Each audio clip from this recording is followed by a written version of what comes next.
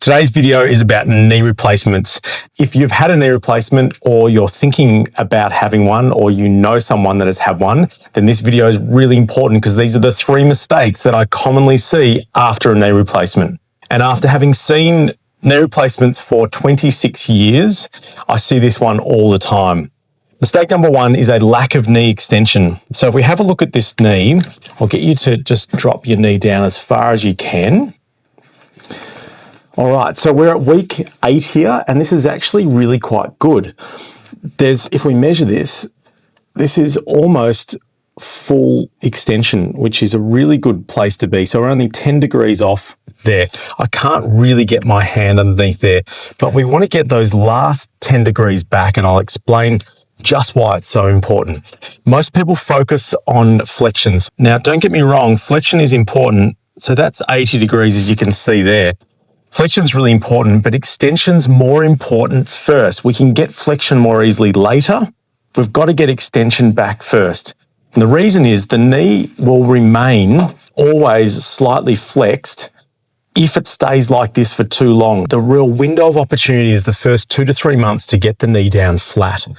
It allows the quadriceps to work well, makes the knee more stable, and that feeling of it might buckle on you and give way, particularly going down stairs or going down a hill, that'll go away as well. So the knee will function a whole lot better if you can get that last bit of extension. So mistake number 2 is a lack of quads lockout, and it leads on from mistake number 1. You can't get a proper quads contraction and a lockout, as we will demonstrate in just a second, unless you get the knee down straight. So let's have a little look at this. I'm going to get you to straighten your knee as best you can and turn on that thigh muscle. Now, if we look closely about what's happening here, that you're doing well, great, and relax again, good, and again, good. We can see some tension being developed here, and we also see a bit of movement here. There's tension being developed up here. Neither of those are really locking out that quadricep where we need it to, and so the knee will have a little bit of a lag in it. So to test this further, let's do something else. Lock the knee straight, and I'll get you to lift it up to here. Okay, great. Good. So whilst that didn't really sag and what we call a large quads lag, there's just a little hesitation or a shudder there.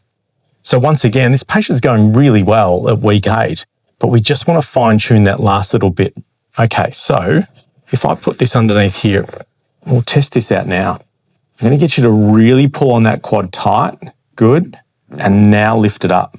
Still a little delay there or a lag, a few degrees. Okay, let it go. Let's try something a little different. Pull your ankle back up towards you. Good. Really drag the kneecap up. There you go, like that. Good. Now go.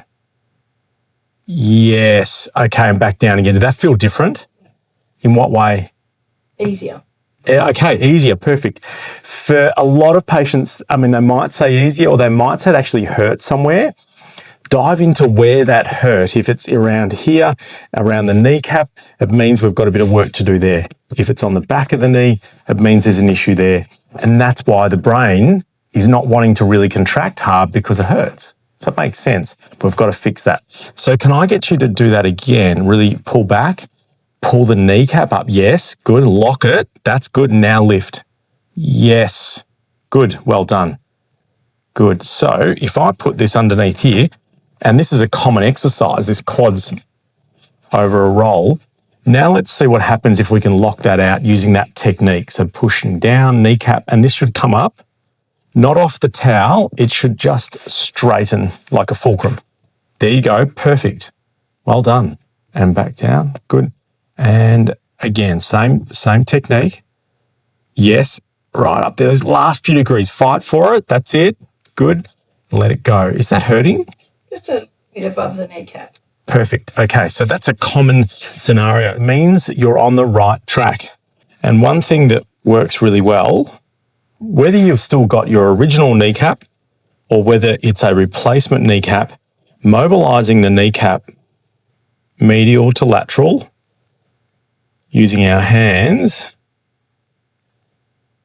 works really well. Also up and down, are you okay with that? Yeah. Okay, so I'm grabbing the kneecap between my hands there, moving it up and down, side to side, making sure that's nice and free. Okay, good. Well done. Take that back out. We're going to put this back underneath here again. And I like long ways. It's another little tip. Once again, up and straighten. Straight those last few degrees. That's it. Very good. How'd that feel? Yeah, a lot better. Perfect. Good. So you see how just a few minutes of manual therapy on the kneecap can make a massive difference in that quads lockout. Mistake number 3 is not enough of this in the early stages. Some hands-on work. You saw just in the last mistake the importance of getting the hands on and get everything moving well. And what I've seen over the years is you get handed a protocol of exercise to do, and that's great. That's their evidence-based exercises, but there's not enough hands-on work, massage, mobilizations around the knee. So if we work through these restrictions in here, the scar is healing nicely. We want to make sure it's not adhered or glued down. Working through the quadriceps is really important. There's often areas of major restriction around here from the work that the good work that the surgeon has done. And you'll see what changes that makes real time to both the patient comfort, but also range of motion. And that soft tissue work needs to be on any area of restriction. The scar, quadricep up high, down low, potentially in here as well. And a really important spot that's hard for the patients to get to themselves, the back of their knee, the top of their calf, the popliteus muscle, and in through the hamstrings as well, which is what I'm working on right now. And I know those are tight and sore in there. So we've worked on those for a few minutes now. I could work on that for a lot longer, but let's see what's changed.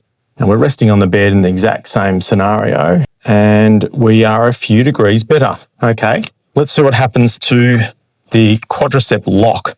So let's see if you can press down. Yes, lovely. Pull that up, lock it straight, and lift up. Good. That looked really nice. How'd it feel? Yeah. Yeah, that looked good. Okay, so let's repeat the exact same one we did before.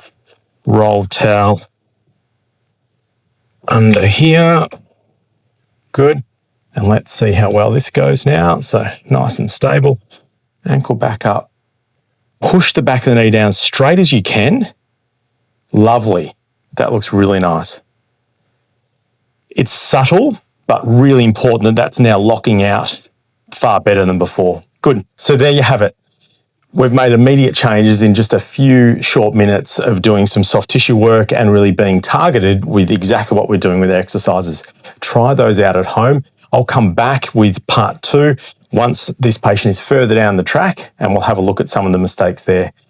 Please follow along and like this if you found it worthwhile, and consider subscribing to the channel. It really helps us grow and keep this sort of content going.